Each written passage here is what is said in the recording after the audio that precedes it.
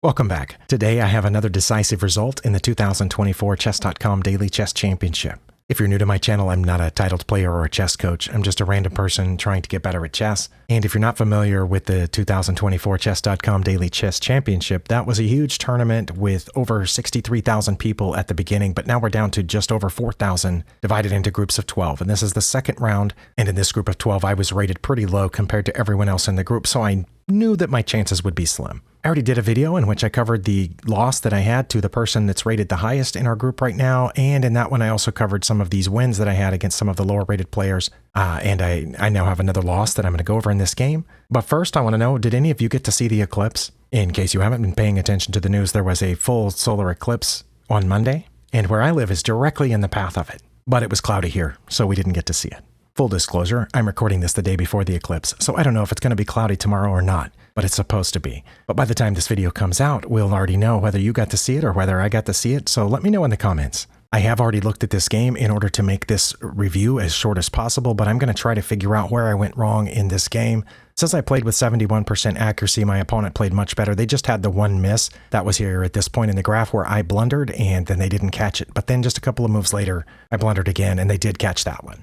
It says my opponent played like a 1650, which is a little higher than their actual rating, and I played a little lower than my actual rating. As with a lot of my recent games, neither my opponent nor I had a mistake or even an inaccuracy in the first quite a few moves. The first blunder was mine on move 17. I'll just take you through these to give you some context and to refamiliarize myself with the game.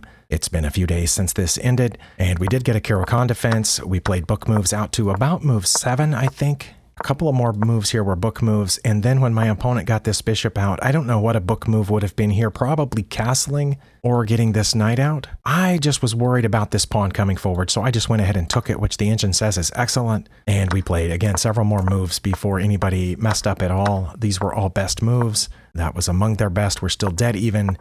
They drop their queen back. I trade my knight for the bishop, bring my rook over to threaten the queen. It moves over to threaten my b pawn, and I move it to protect it. But I think the engine said queen to c7 or queen to b6 would have been better, or even d7 to protect the b pawn. All of those moves protect the b pawn. I don't know what this one does. Queen to a5 also said would have been very good. Oh, I guess that threatens this? No, because then they could just take that. It says if I played queen to a5, they wouldn't take my b pawn. They would go ahead and develop this bishop. Oh, I guess I'm threatening that pawn with my knight and my queen, but they're protecting it with their knight and their queen. So I don't know why I would move my queen to a5. b6 isn't listed, but after I played it, the engine says it's basically the same rating as all the other moves. My opponent played their best move here, and I played one of the moves that keeps us even by bringing my queen up. This was to keep the pawn from advancing. It was also to help defend the knight because I thought maybe they were about to put their knight here and hit that. My opponent has a bunch of moves that keeps us even, and they played one of them, which was, to get their rook behind this pawn in case they need to move one of the other pieces that's defending it right now. And here I had multiple moves that kept us even. I could have played h6 to knock the bishop out. I could have played rook f to d8. I guess getting a rook on a semi-open file, but I wouldn't have wanted my queen to be at the front of that. Queen to e5. Okay, that threatens the bishop. It says if I had played queen to e5, they would have dropped the bishop back. But then I just would have put my queen back here on c7. Well, that's very interesting. I also could have put the f rook on the e file to protect this pawn, or queen to d7. Well, the move I played turns out to be a blunder, and that was knight to d7, and the idea behind that was there were a couple of things there. One was that I was thinking about possibly putting it on c5 to threaten their queen. Another is that from here it would allow my f pawn forward, which would threaten their bishop. I didn't see a problem with that. I wasn't worried about moving the f pawn because of where their queen is, because that pawn, the d pawn, is in the way of their queen checking my king, and I wasn't going to let it move as long as I could help it. But that's a blunder, and I'm trying to understand why. You can see I already looked at some arrows here earlier when I first looked at the game. The reason that's a blunder is, but it's only a blunder if they play knight to b5. And it's not a huge blunder. I think it should have been counted as a mistake because we went from 0 to +1. The game review thought we went to +2, but it's about +1 only if they play knight to b5. Well, I get that knight to b5 would threaten my queen, right? And it says that if they played knight to b5, I would just move my queen up to where I could have moved it last turn. Again, not sure why. And it says if I had done that, they would have played f4 to protect their bishop and threaten my queen. And then I would put my queen on e2 because the knight has moved up to b5, so my queen would be relatively safe on e2. But then they would move a rook over to threaten my queen, and then I would come over here to c2, where it would be protected by my rook, and would they trade? Oh, chess.com has changed this arrow. This arrow used to pop up a couple of extra lines here, but now the arrow, even though it looks clickable, it's not. So when you click the arrow, nothing happens. Well, that's disappointing. So I don't know what would happen next. But I don't know why I would be down one because I hadn't lost anything. Even if they did trade queens with me at that point, I would take it with my rook and I would be threatening these pawns. I guess they would be threatening one of mine, but yeah, I don't understand why I'm down there. My opponent didn't understand the huge benefit of knight to b5 either. Possibly it's because I would have a series of only moves after that. And maybe that's why that's, considered their best move. And I might end up getting my queen in trouble if I wasn't careful. But again, I don't understand why that's such a big deal. I guess their knight would be protecting this pawn push. And then when they took, they would have a knight right in here. Maybe that's part of it. I don't know. But my opponent didn't see it. They did threaten my queen, but they did it the other way. Oh, now the extra line has popped out. Can I close it? No. Oh, it did. Wait, will it open? Oh, it works now. Well, that's cool. Not that I need it now. I needed it on the last turn. Oh, now it won't close. All right, that's fun. But it does say queen to e5 is still my best move, and it's the only move. I did play my best move here, but I don't remember why I decided on it. I guess because it continues to defend the square, help defend the square where this pawn is about to advance. It also threatens their bishop if their knight ever moves. And incidentally, because it's lined up with my bishop, it's threatening that b pawn back there. So I did play that. They have 3, 4, 5 moves that keep us very close to even. One of them is, wow, that's getting irritating. Okay, that little button there is not working like I'm expecting it to.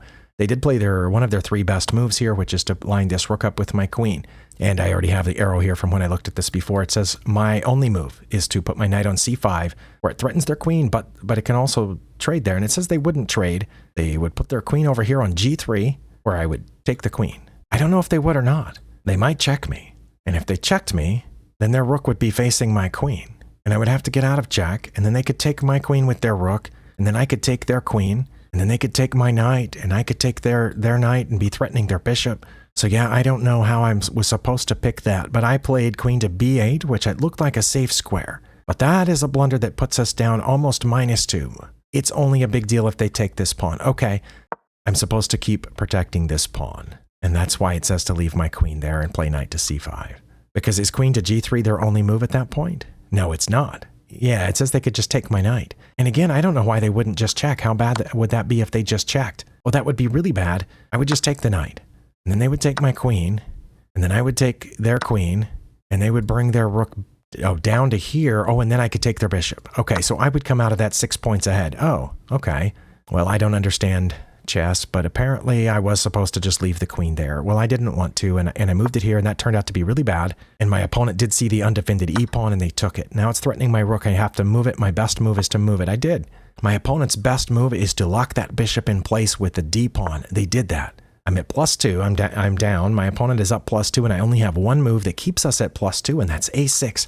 I didn't know it, but my opponent's trying to get their knight in here to g5 because their queen's lined up here. Because they've already got my bishop out of this spot by got my rook out of the f8 spot by putting their bishop there. So now nothing's guarding my f-pawn except for my king. I had to know that they were trying to put this knight in here. I did not know that. I thought they were trying to get this pawn through, and I had no idea what to play here. I pushed a6 thinking I could hold, but that turned out to be worse than my blunder, and I'm not sure why it was just counted as a mistake, because my blunder got me to +2, but this took me to +5.5. Getting really close to +6 as the engine continues to think about it, and that's because of knight to g5, which my opponent found. It's their only move, and again, that their queen is pointed here. I didn't see that. My best move is to put the rook back, and if I did that, they would take it, and then I would take with my other rook, but I would be down in exchange, but I would be defending the f-pawn. And it says then they would bring this rook down here and put it on e7. Well, I wasn't sure what to do, so I went after their queen this time, but that just encourages them to take my f-pawn,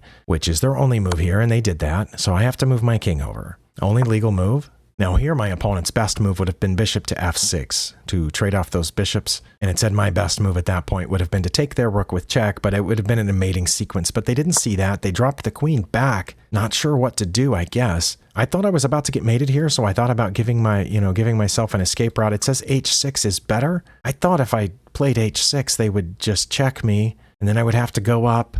So I just went ahead and gave myself some more space, but my opponent can put their queen back on f7. And they did. So that made me wonder, why did they pull it out in the first place? And here, there's not much that I can do. I didn't play well. I thought, they were going to try to line up here somehow, so I brought a rook over to defend the bishop. That turned out to be a mistake because they can just take this pawn, which nothing is defending, and they did that. And now my opponent is threatening mate over there, and there's nothing I can do about it. It's mate in one no matter what I play. So at this point, I realized that, and I just took a pawn, and my opponent mated me. It all comes back to this spot right here, where I needed to play h6 or queen to e5. h6 is the only one of those that I am likely to find. However, it says that they would pull it back to e3, or even c1, or they would go ahead and play knight to b5 threatening my queen, or they would go ahead and take my knight, or they would put it on b2. All of those moves would keep us at zeros. But I'm pretty sure, based on lots of experience of putting this pawn forward, that they would just push it back. And if they did that, what if they did that? It says I should play knight to h5, or queen to c7, or rook f. I don't think I would find any of those. Queen to f4, I guess that threatens the bishop. But then they would just put their bishop here, and then what would I do? I would have to come across to c4, which offers a queen trade, and they wouldn't take it. They would just slide out of the way, aiming at this undefended pawn. Yeah, this game got pretty complicated here, so since I didn't find h6 or any of those other moves that I'm not sure, I don't understand.